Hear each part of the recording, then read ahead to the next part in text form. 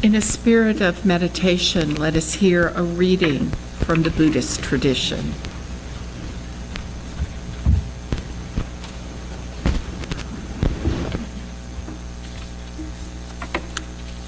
Good morning. I'm Sriyani Rajapakse, and I will be reading from the Satipatthana Sutta. It's printed in the insert, the white insert of your program. So please open it up and follow it along with me. You can see that the original Pali, I will be reading the first two passages. It's a rather long sutta, but we are reading the first two passages. The original Pali version is printed on the left side and the English translation on the right. Okay? So you know the language that Buddha spoke was Pali. And that's what's on this, or the original words were on this left side here. Okay, so one of the reasons that we chose this Satipatthana Sutta, which is translated as the Great Discourse on the Establishment of Mindfulness, this is the sutta in which Buddha explained how to do meditation. In other words, it tells you the technique of meditation. And he says it's by establishing mindfulness. The word for mindfulness in Pali is sati. It's translated as mindfulness in English, but sometimes it's also called the awareness. It's that faculty in all of us that allows us to observe what's going on internally within us. Our thoughts, our feelings, we know what's going on inside us, don't we? It's that ability, we can see that. Another person cannot see what's going on inside us. So that is sati or mindfulness. Okay. In the first passage, it gives you the historical background where Buddha delivered this sermon. So I will explain, I will read the English translation and explain that first. And we're going to do the Pali version chanting. Three of us are going to chant the Pali version at the end. Okay. Thus have I heard. At one time, the Enlightened One was staying among the Kurus at Kammasadhamma, a market town of the Kuru people. There the Enlightened One addressed the monks thus, "Monks," and they replied, "Venerable Sir." Then the Enlightened One spoke as follows. So, many of the suttas begin with the little phrase, "Thus have I heard." In Pali, it's "Evam me sutam." So you might wonder, what does that mean? It's the words of the Venerable Ananda, who is the chief attendant of the Buddha. He went everywhere. Buddha went and listened to much of the sermons that Buddha delivered. And after the great parinibbana, or death of the Buddha, after 3 months of passing away Buddha, the first Buddhist council was held. And it was during the first Buddhist council that all the suttas were organized into the Tripitaka, or the canon. That is where he reported, "This is how I heard it." So these are Venerable Ananda's words. Okay. And then this place, Kammasadhamma, is an interesting place also. It has been traced to be located right outside the present-day capital of India, New Delhi. So it's right outside New Delhi, and if you are familiar with where Buddha lived and gave much of his sermons, it was way east on close to Rajagaha and Savatthi. So he has traveled quite a distance to the west to deliver this sermon. It's a very special sermon. He talks about the meditation technique, and it's considered one of his masterpieces, or key discourses. Okay. And then the second verse, which is considered a preamble, is the introduction. Before he actually talks about how to develop mindfulness, he talks about the benefits of mindfulness. So let me explain the second one now. This is the one and only way, monks, for the purification of beings, for the overcoming of sorrow and lamentation, for the cessation of physical and mental pain, for walking on the path of truth, for the realization of Nibbana, that is to say, the establishment of fourfold mindfulness. So in this introductory passage, he explains these are the benefits of practicing mindfulness. And he explains 5 of them. Well, the first line, this is the one and only way. That means there's no other way. So he's saying this is the way to do it. The 5 are purification of beings, that's our internal purification, and overcoming sorrow and lamentation. Now, if I had to translate this in modern terms, it would be like dealing with day-to-day stresses and anxieties in our life. That's the second one. Third one is much deeper. It's complete cessation of physical and mental pain for good. So that's much deeper. And walking on the path of truth. This is how you discover truth, and that truth is the realization of Nibbana. Okay? So this sutta is unique because he gives this preamble or the benefits. He explains the benefits of practicing mindfulness before he says what it is. Now, the fourfold mindfulness, Jeanne will explain in her Dhamma talk that follows this. I think we are ready to chant this in Pali now. Manoja is going to join me, and Jeanne is going to join you. Now, in the Buddhist tradition, these suttas were handed down through the generations for about 300 years through oral chanting. And they are usually chanted in groups. The benefit of group chanting is that it was not written down at first. So when you chant through memory, some people might not remember certain places. But since they are chanted in group, there's always someone who will remember what it was. So it's like auto-corrected, when you are chanting in a group. So please listen attentively. These are Buddha's words. Evam me sutam ekam samayam bhagava kurusu viharati kammasa dhammang nama kurunam nigamo tatra ko bhagava bhikkhu amantesi bhikkhavoti padante te bhikkhu bhagavato paccasosum bhagava etadavoca ekayano ayam bhikkhave maggo sattanam visuddhiya soka paridevanam samatikkamaya dukkha domnasanam attangamaya jnanassa adhigamaya nibbanassa sacchikiriyaya yadidam chattaro satipatthana. Thank you.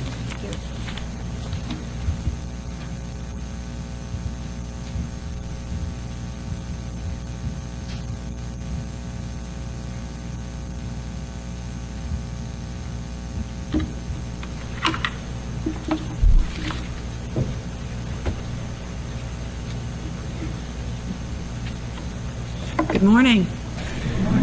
I'm Jeanne Malmgren, if we haven't met, and I also wanted to welcome everyone to our annual Vesak service. I think this is our 5th, I believe. I think it's 5 years we've done this now, and we're always very honored and happy to come and share the Buddhist teaching with this lovely fellowship. So thank you for having us.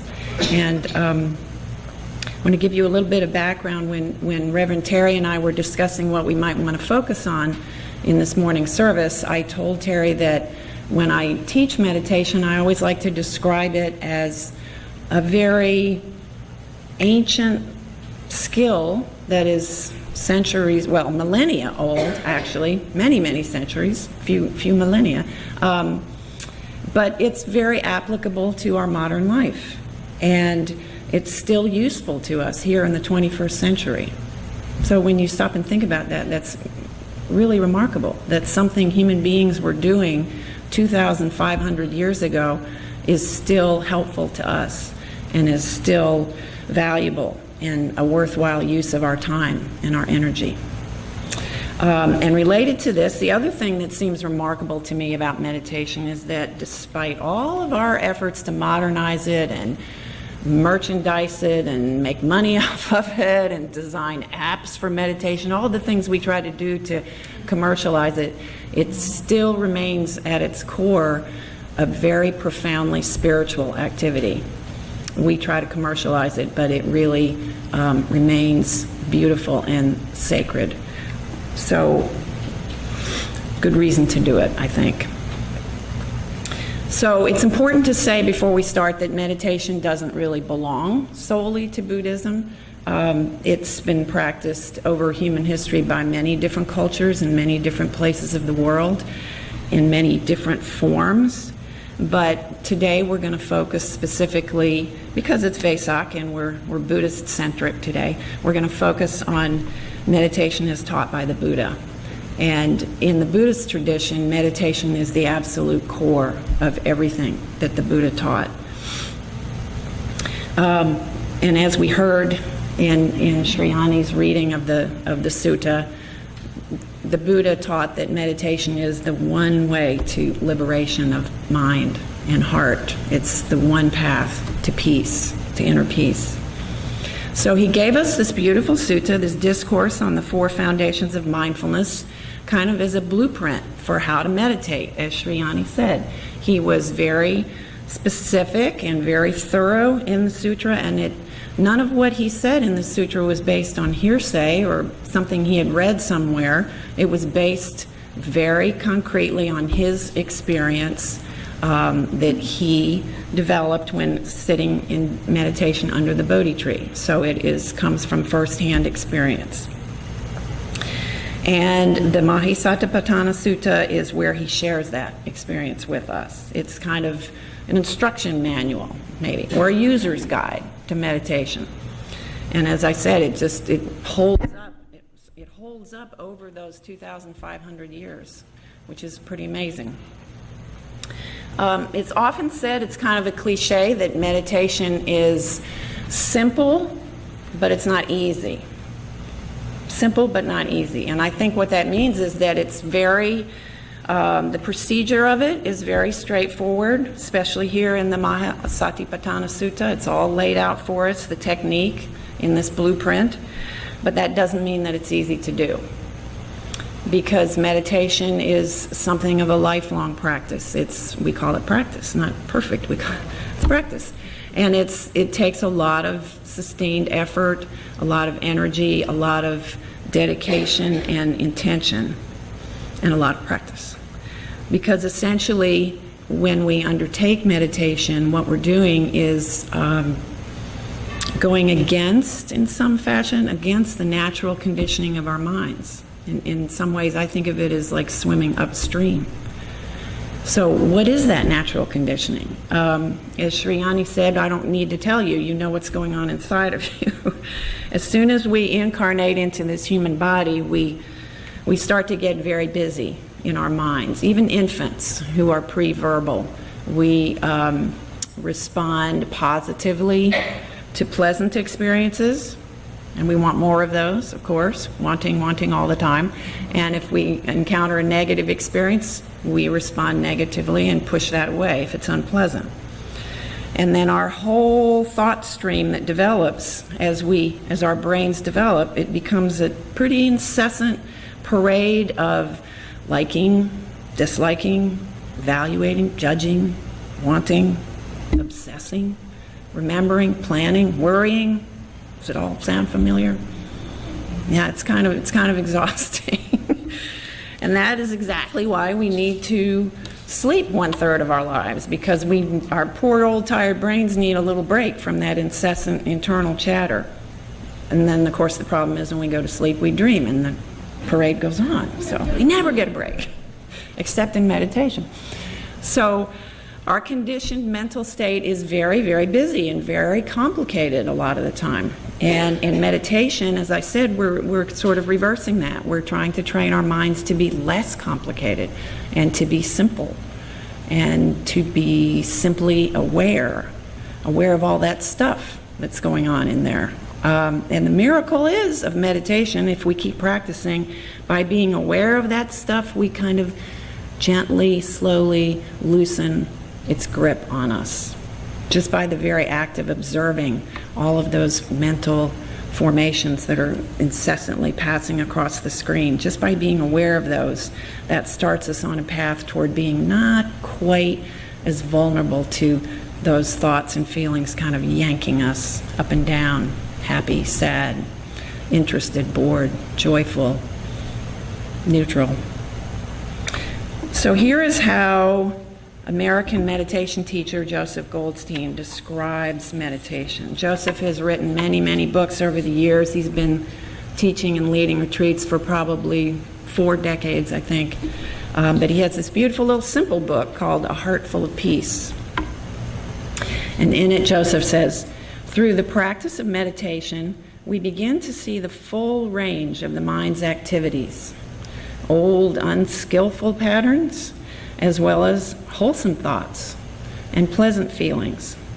We learn to be with the whole passing show, and as we become more accepting of it, a certain lightness develops about it all. And the lighter and more accepting we become with ourselves, the lighter and more accepting we are with others. Spacious acceptance doesn't mean that we act on everything equally, though. Awareness gives us the option of choosing wisely. He has that italicized, choosing wisely. We can choose which mental patterns should be developed and cultivated and which mental patterns should be abandoned. You notice that he mentioned spacious awareness in there. That idea of spaciousness is important because meditation helps us develop this attitude of spaciousness. It's kind of, maybe you could describe it as an openness around the inevitable challenges of life. And all of that leads to more calm and more emotional and mental stability, even when things aren't going so well. Here's a beautiful metaphor that I want to share with you. This is by Sharon Salzberg, another American meditation teacher. Sharon says, imagine taking a very small glass of water. Do we have one? Little one? Yes, okay. So, thank you. So imagine if you take this little glass of water, maybe about 2 cups of water in here, and you put just a teaspoon of salt in here. Now, because of the small size of this container, of this glass of water, that little teaspoon of salt is going to have a big effect on it, right? It's going to really change certainly the taste and the maybe cloudiness of the water. It's going to have a big effect on it, that 1 teaspoon of salt. However, if you take that 1 teaspoon of salt and you go out and you put it in Lake Hartwell, I'm paraphrasing now, Sharon didn't say that, okay. I'm localizing it. If you take that teaspoon of salt and you put it in Lake Hartwell, it will not have the same intensity of impact, right? Because of the vastness and the openness of the vessel that is receiving the salt. See the metaphor? Here it comes. Even when the salt remains the same, the spaciousness of the vessel receiving it changes everything. She says, we spend a lot of our lives looking for a feeling of safety or protection. We try to alter the amount of salt that comes in our lives. But ironically, the salt is the very thing we cannot do anything about. Life changes and it offers us repeated ups and downs and challenges and obstacles. That's the salt.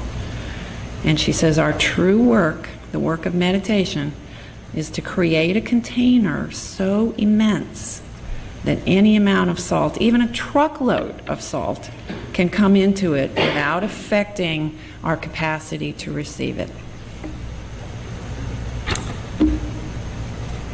So, okay, what were the Buddha's instructions for meditation? What did he actually say in that discourse on the 4 foundations of mindfulness?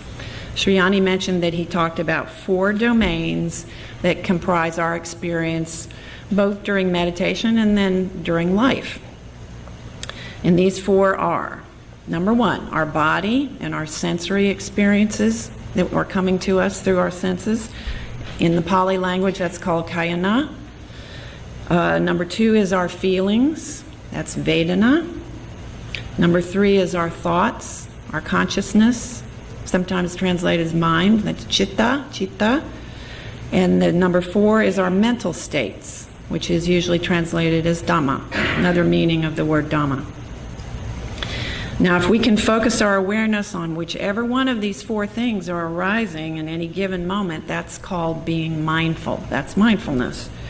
And we are creating that spacious awareness that Joseph talked about that will lead to calm and equanimity, which then leads to what Buddhism calls wisdom. And wisdom, by the way, was the subject of a Dharma talk that was given just this past week now, Monday night. There is a Dharma talk that is live streamed online every Monday from Spirit Rock Meditation Center in California. You can listen to those on the Spirit Rock website. And Monday night was Jack Kornfield, one of our most beloved Buddhist teachers. He was giving a talk on wisdom. And Jack said that the wisdom we gain by practicing meditation gives us the ability to be present for life, present for what the Taoists call the 10,000 joys and the 10,000 sorrows. We can handle all of that with a wise and compassionate response. So now we're going to spend just the next few minutes practicing those 4 foundations of mindfulness, because I want to, Buddhism is all about the experience, not so much the concepts in the talk. So I want you to have a little experience of this. I know that some of you are probably very well experienced and ace meditators. Some of you maybe have not meditated at all. So we're going to do just a brief guided meditation, and I want to focus on those 4 foundations of mindfulness: body, feelings, thoughts, and mental objects. And then after I ring the bell at the end of this short meditation, we're going to talk just very briefly about how to take meditation into your daily life, into everything else that you do. Okay? All right, so I would invite you now to just kind of adjust your position in your seat. If you need to do a little wiggling before we get still. Adjusting yourself until you feel comfortable and settled. Basically, you want to be relaxed and yet alert, awake, as we Buddhists call it. Your spine hopefully would be upright but not rigid. Both feet flat on the floor. Hands resting in your lap. And letting the shoulders just drop away from your ears. And your chin tilted just slightly forward. One way to describe this posture for sitting meditation is that you assume a posture that feels noble to you. Nobility in this seat and in this place and in this moment. Traditionally, the eyes are closed, but if you're not comfortable having your eyes closed, they can be open, maybe just half open, and drop your gaze to the floor and let your eyes soften so everything's out of focus a little bit.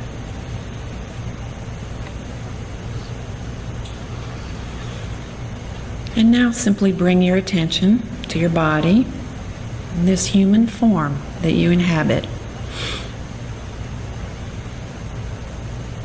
And feel the weight of your body on the chair, how the chair supports you,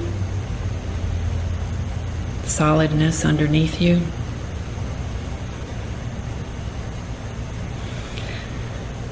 And then begin to notice what is happening in your body at this moment. You might notice a sensation of heat or coolness, maybe some throbbing, tingling somewhere, a little twinge in one knee, or maybe an ache in the small of your back. You might feel air from the ceiling fan stirring the hair on the top of your head.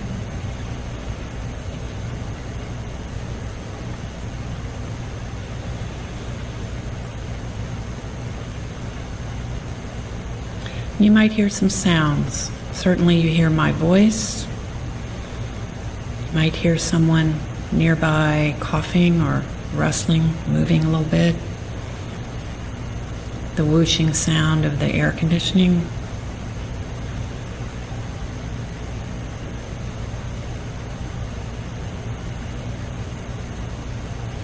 Just tuning into what is happening here and now. Relaxing into the present, letting it be exactly as it is.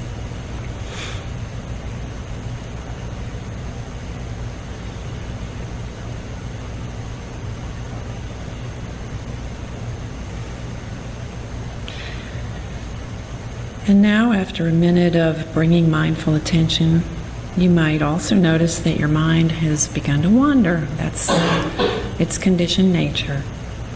You might be thinking, planning, worrying about something, thoughts of the past, thoughts of the future, making a grocery list for later today. Our task is not to judge those thoughts or control them or even change them in any way, not pushing them away, just letting them kind of float across the screen of your awareness.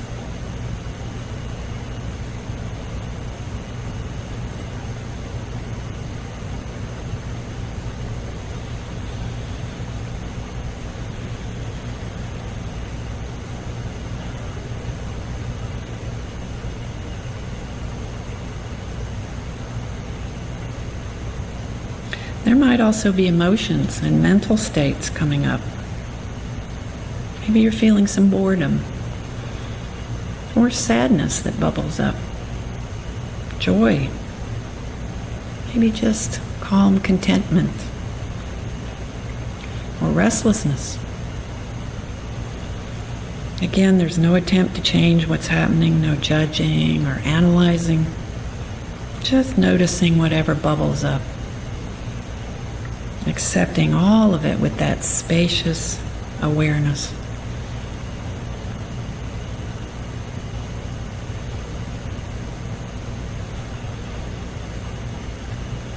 And now, somewhere in the middle of all these thoughts and feelings and sounds and sensations, become aware of your breathing, the very breath itself as it flows in and out. You might be able to feel it as soft movements of the abdomen down near your diaphragm. Or maybe it's more noticeable in your rib cage, expanding and contracting.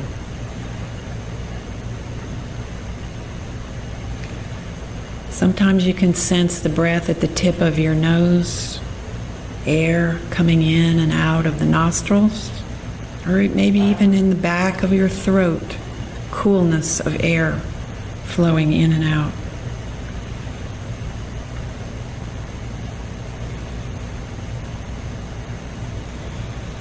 Wherever the breath presents itself, let your awareness rest there and notice that wave-like quality of the air as it flows. In breath and out breath. Breathing in, breathing out.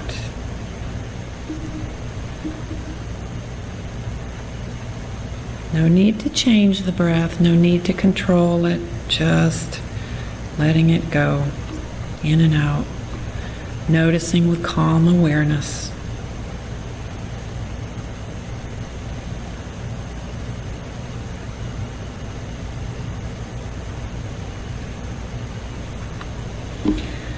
And if your attention is drawn to something else, maybe a sound or a thought or a feeling, just bringing the attention back to the breath, open to whatever our experience is in the moment. Might be pleasant, it might be unpleasant, it might be neutral. We hold all of it with wise attention, spacious awareness.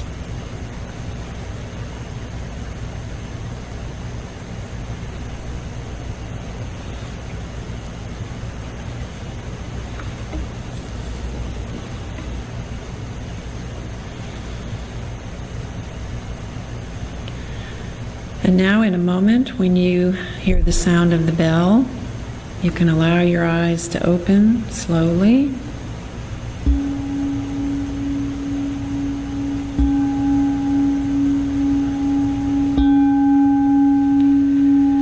And be aware once again of your body sitting in the chair, others around you in the room, a little bit of movement and noise, here and now. Okay, welcome back. All right. So I want to talk just very, very quickly. I'm going to sort of condense this in the interest of time, but I want you to have a few ideas of how to take mindfulness from a formal practice like we just did into the rest of your life. One of the most important things, and often drilled into us by Buddhist teachers, is that a daily meditation practice is really important, even if it's just 5 minutes, even if it's something very quick when you're waking up in the morning. I'm going to leave I have some handouts that are tips for practicing meditation at home, and I'll leave those on the altar here, and feel free to come and pick them up at the end of the service today. Couple of other things, just looking for little pockets of downtime in your day when you can take a moment and watch the breath, just maybe one round of in-breath and out-breath. You know, those little inevitable moments when you're sitting at a red light, or you're in the doctor's office, or you're stuck in a drive-through lane. Well, you could pick up your phone and you could entertain yourself and, you know, fend off the horrifying experience of being idle or bored for 1 second. Or you could go the other way, and you could take those couple of minutes just to watch your breath and just touch in with the aliveness in your body. It's quite a different experience from playing on the phone. And also, you can use some kind of a cue. You can choose something that you do randomly during your day, maybe just taking a sip of water, or opening a door, or turning on a light. And you can make an intention that every time you do that action during your day, you will just be mindful of exactly what you're doing, just for a second. It just doesn't have to interrupt what you're doing at all. There's phone apps for that if you want to engage with the phone. Yes, there are definitely phone apps that will ring a little chime at random times through the day and remind you to be mindful. So you can avail yourself of those if you would. There's one more thing that I call sky gazing, which is exactly what it sounds like. Taking 5 minutes, only 5 minutes out of your day, going outside, wherever you are, looking up and just connecting with the immensity of the sky. Just getting the wider perspective that gives us. Reminds you of that larger container, right, that can hold all the salt. So those are just a few little simple ways to kind of slip in pockets of meditation and mindfulness here and there. So I hope they'll be of use to you, and I wish all of you good practice. Thank you. So my name is Renee Gahan, and I'd like to lead us through a version of what's called metta meditation, or loving kindness meditation. And as we do this, let's start by getting back into a meditation.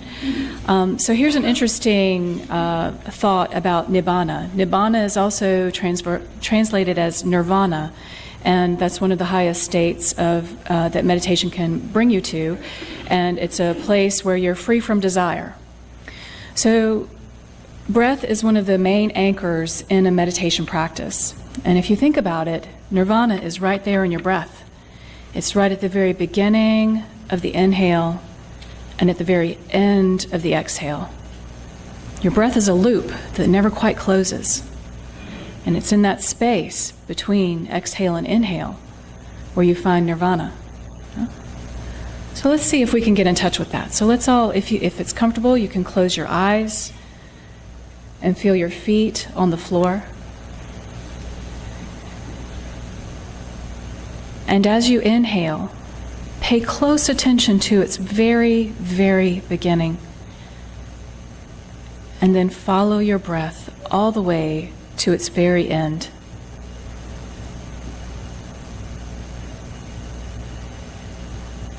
And then in that space, maybe you can feel the inhale arise and take its course. And follow that all the way to the very end of the exhale.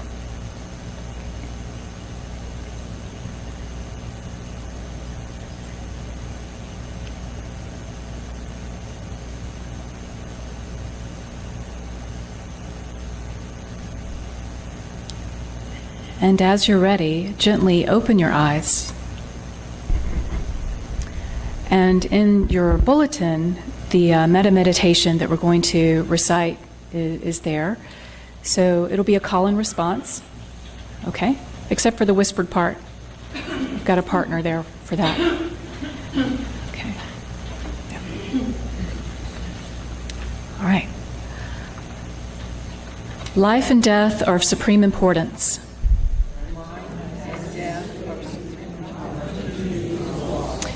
Wait, I'll go one line at a time. How about that? Sorry. Okay, so time passes swiftly and opportunity is lost. Time passes swiftly and opportunity is lost. Let us awaken. Let us awaken. Awaken. Awaken. Do not squander your life. And so with this one, if you want, you can close your eyes and really envision all people in the world as you say this. May all beings be happy. May all beings be happy. May all beings be healthy. May all beings be healthy. May all beings be safe and free from danger. May all beings be safe and free from danger. May all beings be free from their ancient and twisted karma. May all beings be free from their ancient and twisted karma. May all beings be free from every form of suffering. May all beings be free from every form of suffering.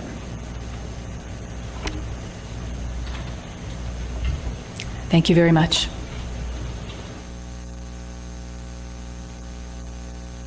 And I'd like to invite us to stand and face out. You know, this blessing that we give to each other is not just for us, but and pick up your bulletins and let's go through those last phrases. I was so moved. You know, may everyone be free and safe from danger. So let's say those last phrases together. And let's imagine that we are sending blessing and safety out into the world. May all beings be happy. May all beings be healthy. May all beings be safe and free from danger. May all beings be free from their ancient and twisted karma. May all beings be free from every form of suffering.